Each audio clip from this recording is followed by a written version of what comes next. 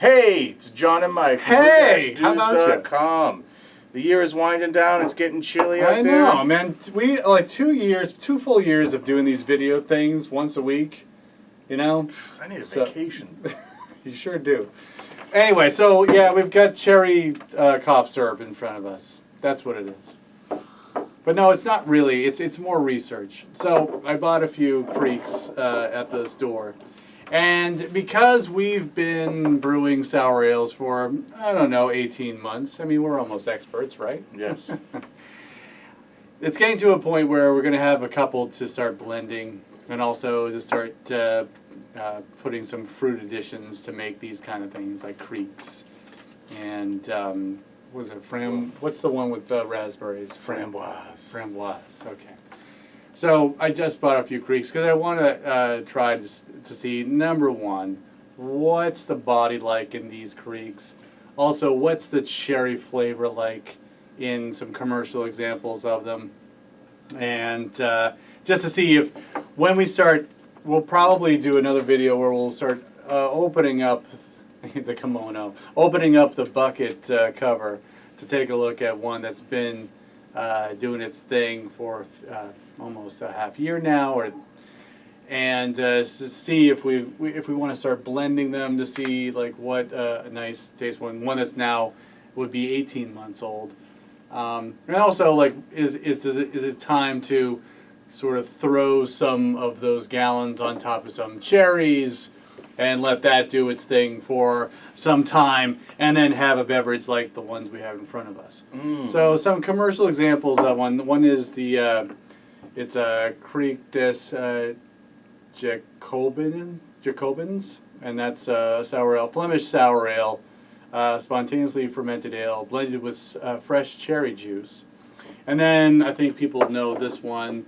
It's the very ubiquitous. Yes, the Kriek from Lindemans, which to me, I didn't even realize how, it tastes like an artificial cherry cough syrup. It really does. If it were taste in isolation, I would say, oh, this is a nice cherry beverage. I think that's a great statement because I've had several of the Lindemans in the past, like in the distant past when I was first exploring this idea of like super fruity but super like sour beer, right? Yep. Because that's what you can get your hands on, when you're in the uninitiated. And but I've never actually really pulled it side by side with something else that's a little more genuine, because when you smell the two of them, the Lindemans is like candy, and it's really pleasant actually. Like, oh wow, that's cherry. It's super inviting. Yeah. And you're like, well, that is like super unique, but it smells like candies. It smells like cherry flavoring. And then you put your nose in the other one, and you're like, you have to work at the cherries a little bit because there's a funk, there's an acid quality. There's a little bit of like there's a clean acid. There's also a little bit of acetic acid there. Yep. And there's also a hint of like a tanniny, woody, bready maybe character. Yeah. Then when you taste them, the same thing happens. I mean, you've got this guy here is just like, oh, you want some fruit? Boom, fruit. And it's like right in your face, and it's sweet. It's a little bit sweet. Oh, yeah. It's actually almost more sweet than it is sour. Yeah. But this one, there's funk there. There's tannin. There's astringency.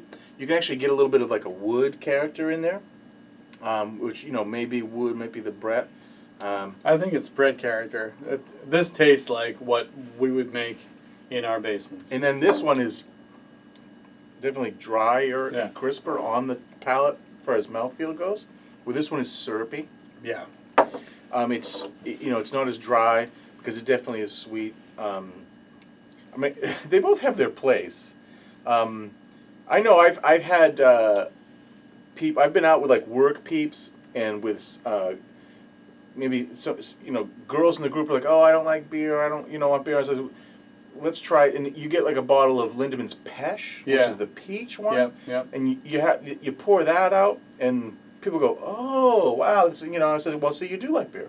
You just don't like those beers. This is something different, Yes. The story behind this one is that everyone always complains or negates this as being genuine because it's back sweetened. They back sweeten it with like saccharin. Oh. with like an That's not unfermentable good. sugar. So it's Yeah. not like, so it portrays itself as being. They don't talk what it about is. that on No, the they label, don't. sir. But it's back sweetened, significantly back sweetened, and I think it almost tastes artificial, the fruit quality. So I don't know if they actually add some fruit, some fruit extracts and real fruit to get there. Taken by itself, it's in a small serving like this, it's an interesting dessert beer. I've actually pulled these out, listen, the framboise and stuff, as a dessert beer. Yeah. With different certain audiences of people, but this one's more genuine because there's a funky fermentation character. And that's the thing. That's why I wanted to taste this one, because I think if we're going to make a Kriek with the sour ales that we have been brewing or conditioning at this point, it's going to taste more like the one on our right. It's not going to taste like this at all, and that's okay because I want to know what they see. Wow, it's a big difference. It's big. It's hard. So I think that what I'm trying to remember for when I start tasting the sours later on is sort of the thinness of the body, sort of the flavor profile there, and then what's not going to come through until we actually let it sit on fruit for a while is how the cherries kind of play with that. I mean, I think that long extended fermentation with the microbes is going to give you the dry thinness no matter what. Yep. I think that probably at one point in time this was that way, but the back sweetening and the syrup extracty stuff that they go in to make it taste the way it tastes provides a cloying body to it, which makes it not seem as dry and crisp, not as crisp as this, as thin, certainly. Cool. But you also mentioned one thing that's critical is in, if you read Michael Tonsmeyer's book on American sours, and now there's the Sour Hour on the Brewing Network with Jay Goodwin from the Rare Barrel. One of the things that those guys talk about in several other blogs on sour beers is you got to be prepared to start blending, right? And so now you've got 2 samples. Yep. I mean, heck, we even have some of my beer. I mean, so maybe it's 10% of this, 30% of that, and 60% of the other one. Good math. And then, to get that you want, you got to kind of have a stockpile. It's impossible to make sour beer like you make pale ale. Yeah. You just I brew this one carboy beer, and that's going to be the beer. I think what we've learned from tasting the couple of sours that we've done is that there's some interesting notes there, and but sometimes there are little holes in it that maybe a different fermentation from a different beer blended in. You can kind of make that up.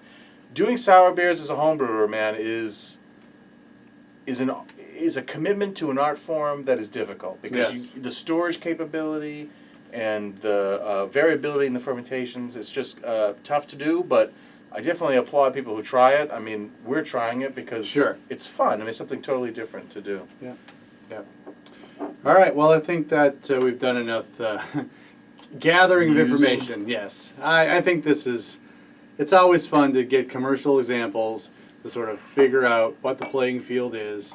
Yes, blend your own right in front of me.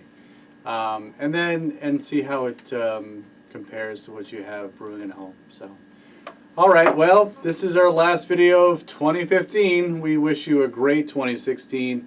Thanks for following along.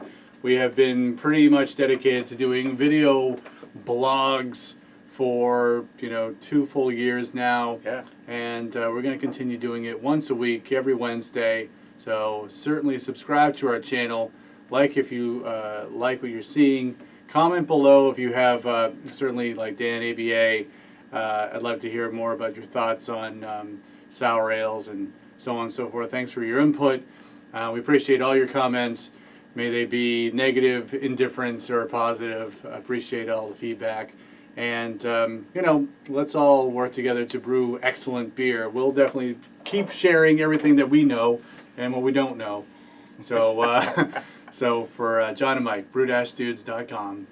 Brew on. We don't brew this, but brew on. Cheers. Happy New Year. Thanks.